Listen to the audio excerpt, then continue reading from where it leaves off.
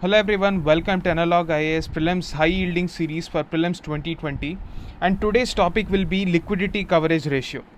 What is the objective of this liquidity coverage ratio parameter? So the Basel Committee on Banking Supervision, which was formed on the backdrop of global financial crisis that happened in 2007-2008. So basically there was a bank called the Lehman Brothers, which was considered to be one of the largest banks in the United States of America. So after the subprime crisis, or the crisis that was triggered by bad loans issue, this bank went bankrupt, and this led to a collapse in the economic system of United States, and which led to the global financial crisis of 2007-2008. In order to avoid such kind of issues, in 2010 the Basel Committee has recommended certain regulatory standards for central banks. So in that context, RBI has adopted the measures laid down by the Basel Committee, and it started to introduce those norms slowly into the banking regulatory structure. So the end objective is to promote a more resilient banking structure. So the liquidity coverage ratio promotes short-term resilience of banks to potential liquidity disruptions.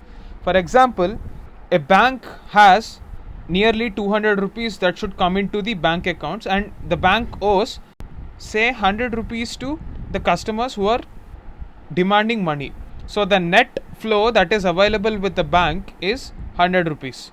Out of this 100 rupees, the bank should maintain a particular ratio through liquid assets, high quality liquid assets.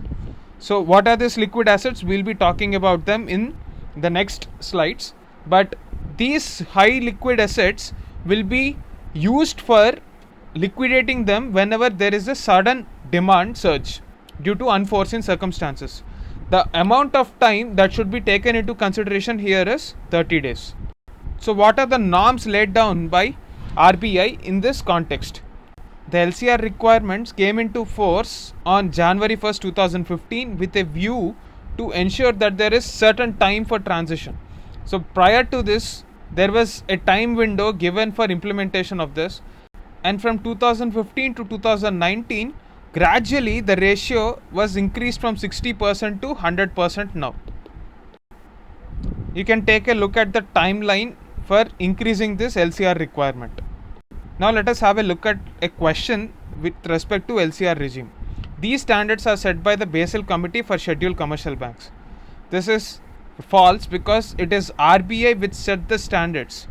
Basel Committee is a advisory body for central regulatory banks and not scheduled commercial banks. Its main objective is to adjust the bond yields. This is also false because we have already discussed about the objective of LCR. So both the statements are false. Now regarding the second question, I want you guys to comment the answer in the comment section below. Please pause the video and have a look at the question. That's it for this video. Thank you.